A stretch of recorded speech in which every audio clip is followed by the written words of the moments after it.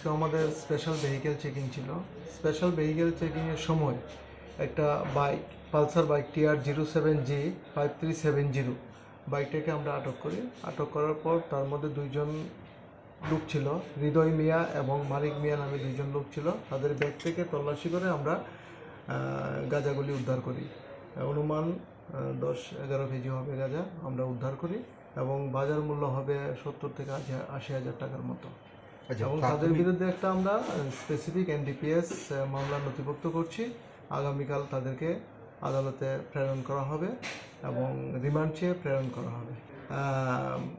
মানে প্রাথমিকভাবে আমরা এতটুকু জানতে পেরেছি, কলমছড়া থেকে গাঁজাগুলি নিয়ে জিরানিয়ার উদ্দেশ্যে তারা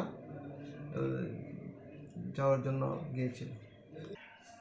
আমাদের তো চেকিং চলছে, এই ধরনের অবৈধ কাজের সঙ্গে যারা যুক্ত আমরা প্রপারলি চেকিং করছি এবং আগামী দিনেও আমাদের এই চেকিং জারি থাকবে এবং প্রপার অ্যাকশন আমরা নেব।